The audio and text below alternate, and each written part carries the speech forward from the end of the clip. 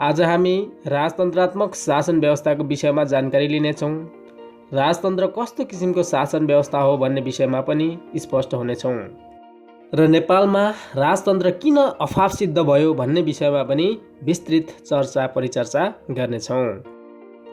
राजतन्त्र शासन व्यवस्थाको त्यो प्रणाली हो, त्यो रूप हो जसमा राजा शासन व्यवस्थाको सर्वेसर्वा हुने गर्दछ। राजतन्त्रमा राजाले निरङ्कुश तरिकाले शासन गर्दछ। राजाले जनतामाथि अत्याचार गर्न अनेकौं तरिका, अनेकौं हत्कण्डाहरू अपनाउन सक्दछन्। उदाहरणको लागि 2015 सालको निर्वाचनपछि बनेको काङ्ग्रेसको 2/3 बहुमतको सरकारलाई राजा महेन्द्रले अपदस्थ गरिदिएका थिए। पञ्चायतकालमा कानुन राजाको मुखमै हुने गर्दथ्यो। सामन्तहरू स्थानीय स्तरका राजस्व सरह हुने गर्दथे। स्थानीय स्तरमा उनीहरूको मुख नै कानुन हुने गर्दथ्यो, जसको प्रत्यक्ष असर नेपालका मूलवासी मङ्गोलहरूमाथि परेको थियो। राजा अथवा राजतन्त्र यसकारणले निरङ्कुश हुने गर्दछ कि राजा जनताप्रति उत्तरदायी हुनु बाध्यात्मक हुँदैन, किनकि राजाले जनतामाझ गइरहनु पर्दैन। राजाले निर्वाचनमा भाग लिनु पर्दैन।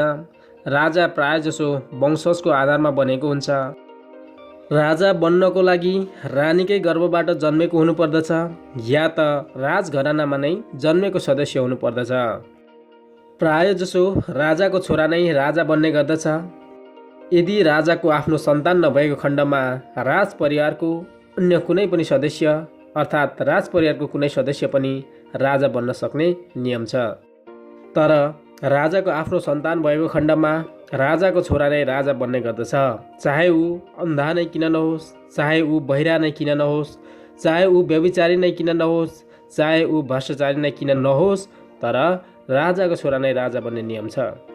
राजा बन्ने अर्को विकल्पको रूपमा चाहिँ कुनै पनि राज्यको राजालाई समाप्त पारेर त्यस राज्यको राजा आफू स्वयंलाई घोषित गर्नु हो। उदाहरणको लागि गोर्खाको घले राजालाई मारेर द्रव्य शाहले आफैले आफैलाई राजा घोषणा गरेका थिए, जबकि द्रव्य शाह आफू राजाको छोरा नभए पनि राजा बन्न सफल रहे। ज्ञात रहोस्, घले राजालाई द्रव्य शाहले युद्धमा हराएका थिएनन्, बरु षड्यन्त्र, धोका, कपटीपन, पाखण्डपनले समाप्त पारेका थिए। राजतन्त्रमा राजा देशको संविधान, कानुन र परम्परा भन्दा पनि माथि रहन्छ। राजालाई नियम, कानुन र संविधानले छेक्न सक्दैन।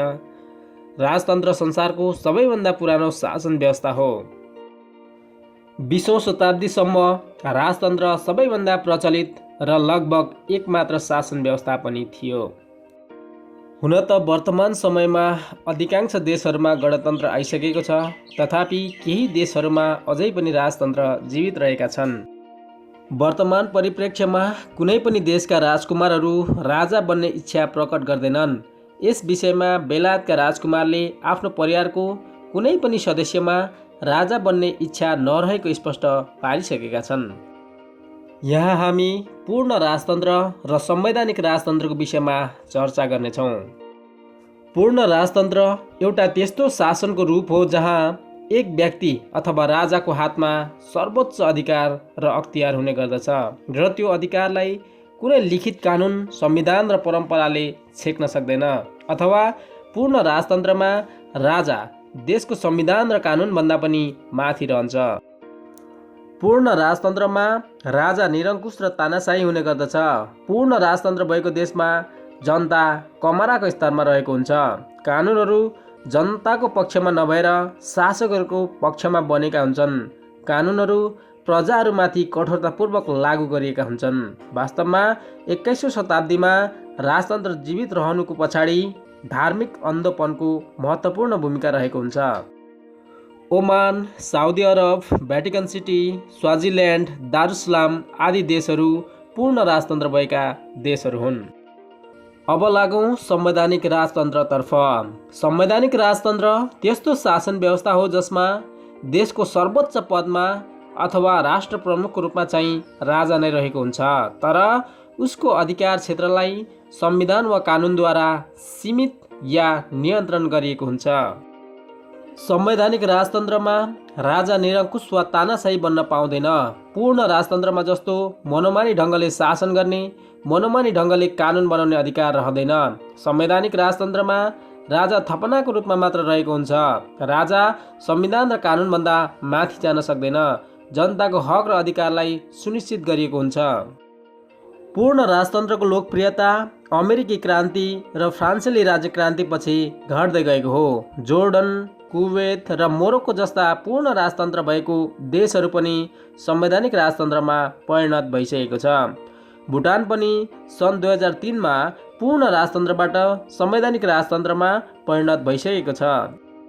अब लागौँ नेपालमा राजतन्त्र किन अफाप सिद्ध साबित भयो यसको विषयमा चर्चा गरौँ। नेपालमा मङ्गोल नेसनल अर्गनाइजेसन र यसका संस्थापक प्रेसिडेन्ट डाक्टर गोपाल गुरुङले लोकतन्त्र अथवा गणतन्त्रको निमित्त आजीवन सङ्घर्ष गरेका थिए। यदि बाहुन क्षेत्रीय नेतृत्वले गद्दार नगरेको भए नेपालमा सन् 1950 अथवा 2007 सालमै लोकतन्त्र आउने थियो भन्ने उहाँको कथन छ।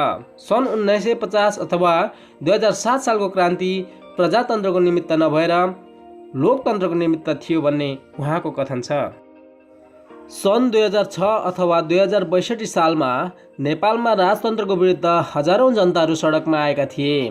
नेपाली जनताहरू राजतन्त्रको जरा उखेल्ने काममा लागिरहँदा नेपालका समस्त राजनीतिक दल र समस्त पार्टीहरू सेरेमोनियल किङ अथवा सेरेमोनियल राजाको पक्षमा उभिएका थिए। तत्कालीन समयमा माओवादीको तर्फबाट, एमालेको तर्फबाट र कङ्ग्रेसको तर्फबाट गिरिजाप्रसाद कोइराला, पुष्पकमल दाहाल प्रचण्ड र झलनाथ खनालले सेरेमोनियल किङको पक्षमा खुलेरै बोलेका थिए। नेपालका समस्त राजनीतिक दल र नेतृत्वहरू फेरि पनि एकपटक नेपाली जनतालाई धोका दिने पक्षमा उभिएका थिए। जसरी 2007 सालको क्रान्तिमा नेपाली जनतालाई धोका दिइएको थियो, जबकि 2007 सालमा भएको क्रान्ति लोकतन्त्रको निमित्त थियो तर जनतालाई प्रजातन्त्र हातमा थमाइदिएका थिए। तर मङ्गोल नेसनल अर्गनाइजेसन र यसका संस्थापक प्रेसिडेन्ट डाक्टर गोपाल गुरुङ चाहिँ सबै खाले राजतन्त्रको विपक्षमा थिए अथवा आजीवन लोकतन्त्रको पक्षमा उभिएका थिए। नेपालमा राजतन्त्र अफाप सिद्ध हुनुमा वर्ण, धर्म, संस्कार, संस्कृति र भाषागत कारणहरू जिम्मेवार छन्। उदाहरणको लागि बेलायतमा पनि महारानी छिन्, जापानमा पनि राजा छ, तर पनि त्यहाँका प्रजाहरू खुसी छन्, उनीहरूको देश समृद्ध छ। तर त्यो सब नेपालमा चाहिँ किन हुन सकेन त? नेपालमा चाहिँ राजतन्त्र किन अफाप सिद्ध हुन पुग्यो त? यसको पनि विशेष कारणहरू रहेका छन्। आज हामी त्यसको विषयमा पोस्टमार्टम गर्नेछौँ। किनकि बेलायतको महारानी त्यही देशको मूलवासी हुन्, महारानीको वर्ण गोरा आर्य हो, त्यस देशका जनताहरू पनि गोरा आर्य नै छन्। महारानीको धर्म इसाई हो, त्यस देशका बहुसङ्ख्यक प्रजाहरूको धर्म पनि इसाई नै हो। त्यसै गरी जापानको राजा मङ्गोल हो, धर्म, संस्कार, संस्कृति राजाको र प्रजाको एउटै छ। त्यस्तो अवस्थामा राजाको जनताप्रति र जनताको राजाप्रति भावनात्मक, मनोवैज्ञानिक रूपमा पूर्ण रूपमा सद्भाव रहने गर्दछ। तर नेपालको हकमा यो अवस्था थिएन। नेपालमा राजतन्त्र रहँदा राजा विदेशी हिन्दू आर्य थियो, जसले नेपालको 20% बाहुन क्षेत्रीको प्रतिनिधित्व गर्दथे। नेपालको भूत राजाको वर्ण, धर्म, संस्कार, संस्कृतिहरू अल्पसङ्ख्यक 20% हिन्दू आर्य बाहुन क्षेत्रीहरूसँग मिल्दथ्यो। यहाँको बहुसङ्ख्यक 80% मूलवासी मङ्गोलहरूको वर्ण, धर्म, संस्कार, संस्कृतिहरू बिल्कुलै फरक थियो, जसकारण नेपालमा 20% शासक वर्णबाट 80% मूलवासी मङ्गोलहरूमाथि सदैव सौतेला व्यवहार भइरह्यो। यहाँका मूलवासी मङ्गोलहरूलाई विदेशी राजाले रोयल्टीको लागि गोर्खा सेनामा बेचिरहे, रेमिट्यान्सको लागि वैदेशिक रोजगारीमा बेचिरहे, युवा जति बेचेर आइमाई केटाकेटी र वृद्धहरूमाथि मनोमानी र ढलिमली गरिरहे। मूलवासी मङ्गोलहरूलाई पहिलो र दोस्रो विश्वयुद्धमा 25 लाख जति मराएका थिए। नेपालभित्रै पनि कथित युद्धहरूमा लाखौँको सङ्ख्यामा मराएका छन्। देशको लागि मर्नेहरूको सन्तानहरूलाई अवसरबाट सदैव वञ्चित गराएका छन्।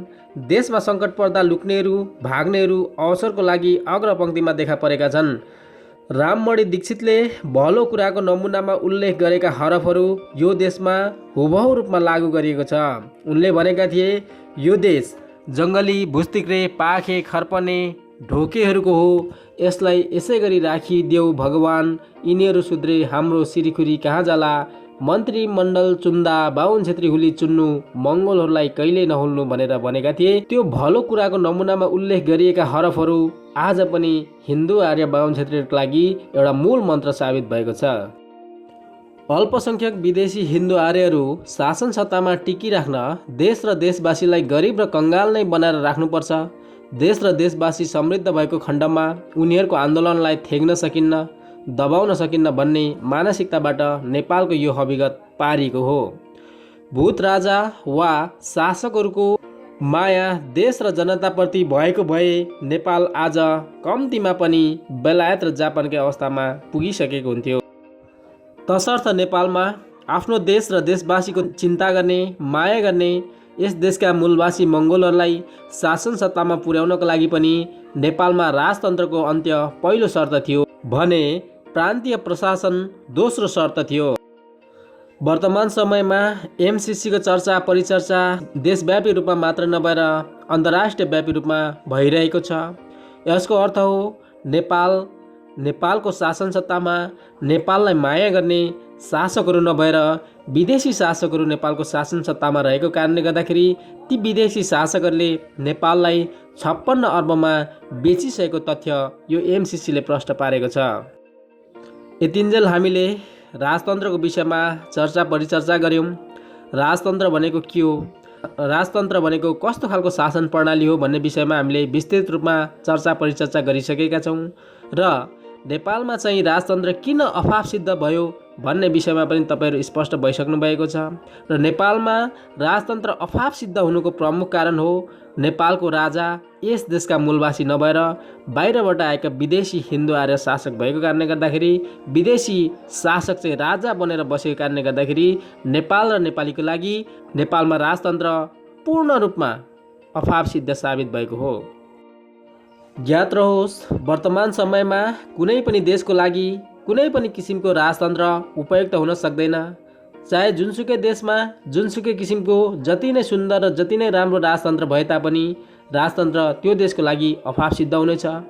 आगामी दिनहरूमा समस्त राष्ट्रहरूमा गणतन्त्र आउने नै छ। चाहे त्यो बेलायतको महारानी होस् या त जापानको राजा होस् या त भुटानको राजा होस्, उनीहरू भाले मौरी जस्तै हो। उनीहरू मह जम्मा गर्दैनन्, उनीहरूले केवल अरूले जम्मा गरेको मह खाएर बाँच्ने हो, अर्थात् अरूको श्रमको शोषण गरेर विलासिताको जिन्दगी बाँच्ने मात्रै हो। त्यसकारण अब संसारभर रहेका जुनसुकै राष्ट्रमा पनि जुनसुकै देशमा पनि क्रमिक रूपमा राजतन्त्रको अन्त्य भएर जानेछ। हस् त साथीहरू, यो भिडियो हेरिसकेपछि राजतन्त्र भनेको के हो, राजतन्त्र भनेको कस्तो किसिमको शासन प्रणाली हो भन्ने विषयमा पक्कै पनि स्पष्ट भइसक्नु भएको छ र यो भिडियोलाई मन पराइदिनु भएको खण्डमा लाइक, कमेन्ट, सेयर र सब्सक्राइब गर्न नभुल्नुहोला। धन्यवाद।